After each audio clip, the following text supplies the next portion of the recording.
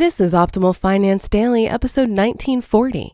8 Tips to Protect Your Marriage While Paying Off Debt by Barbara Delinsky with thebudgetmom.com.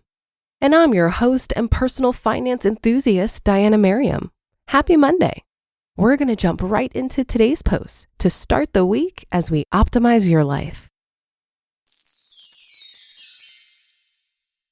8 Tips to Protect Your Marriage While Paying Off Debt by Barbara Delinsky with thebudgetmom.com. A successful marriage and debt, can it go hand in hand? There are instances of debt spoiling a marital relationship. But is it impossible? No, it's not. You can protect your marriage while paying off your debt successfully. All you need is a good understanding with your spouse, patience, and a realistic debt payment strategy. Here are some tips to get rid of debt while keeping your marriage alive. Number 1, understand that paying off debt is necessary. Both of you need to realize that paying off debt is a prerequisite to preserving your marital relationship, irrespective of who's responsible for the debt or when you accumulated debt, before or after the marriage. Number 2, have an honest discussion with your partner. A discussion is necessary among couples to solve day-to-day problems, and debt is not an exception. Rather, it's mandatory. Have an honest discussion. If you're responsible for the debt, admit it and ask your partner to help you out to solve your debt problems. Make a commitment to pay it off together. According to Taffy Wagner, owner of Money Talk Matters, quote, "The couple should own up to the fact that they have debt. They need to sit down and develop a plan for paying it off, accept the choices, and then determine what they're going to do about it." End quote. Number 3, make necessary plans and divide responsibilities. Discuss and decide whether you'll opt for professional help or try out DIY methods first. If both of you are confident, you can choose to repay your debts on your own. There are more things to plan. One of you should take the responsibility of managing the bills and statements and transferring the required amount to specific accounts as per your strategy. Another person can check whether or not the payments are made on time and how to save more. However, both of you should discuss and plan a budget which you can follow with ease. Number 4, maintain grace in your relationship. It's quite natural that frustrations will rise and both of you will say things which you'll regret later. However, try to maintain grace in the marital relationship while paying off debt. Most of the time, anger is generated from fear, so try to find out what's bothering you. It's not necessary that your spouse will be equally motivated to pay off debt, but you can encourage him or her to pay them off, or at least help you in your journey to be debt-free, which will ultimately improve your overall financial situation. Number 5, practice a frugal lifestyle and have fun.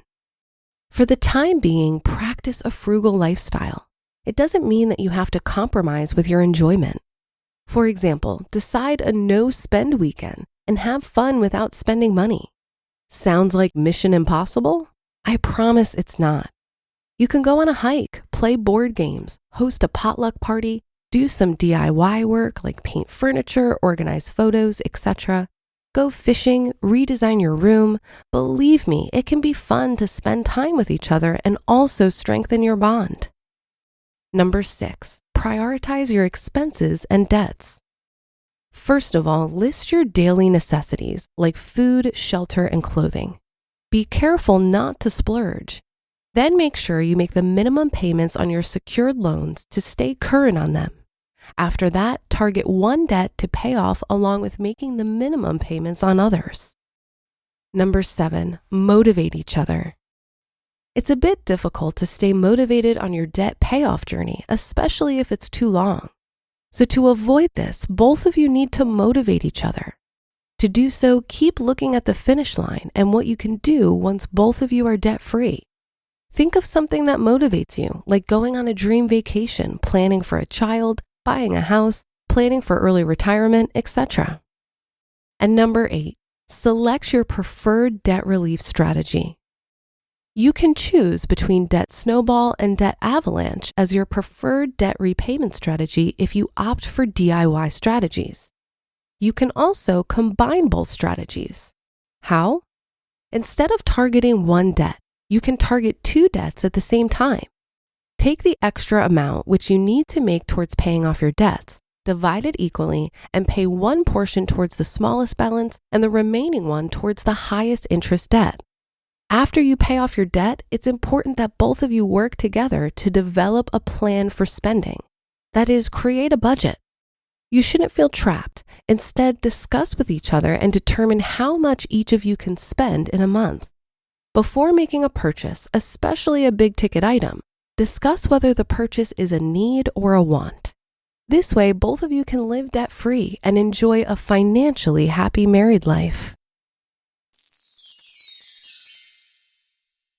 You just listened to the post titled 8 Tips to Protect Your Marriage While Paying Off Debt by Barbara Delinsky with thebudgetmom.com. This article for me really stresses the importance of aligning with your partner on financial goals, whether that's debt payoff or pursuing financial independence. It reminded me of a great documentary about the FIRE movement called Playing with Fire. If you haven't seen it, I highly recommend it. You can check it out now on Amazon Prime.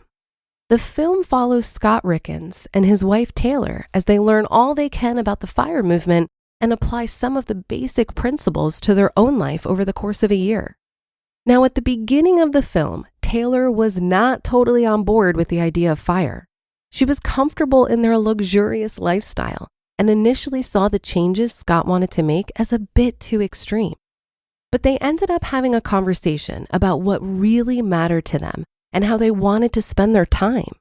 Taylor realized that the things most important to her actually didn't cost a lot of money. Their lifestyle up to that point was just something they had become used to. I got the impression they were kind of running on autopilot without really thinking about it too much. I think this documentary became so popular because many people can relate to Taylor's experience and initial hesitation. I know a lot of couples that watched this film together, and it opened up some really fruitful conversations. So if you're looking for some tools to facilitate a discussion with your partner, check out Playing with Fire for date night and see where it leads. And that's a wrap for another Monday show. Have a great rest of your day and start to your week. And I'll be back tomorrow as usual, where your optimal life awaits.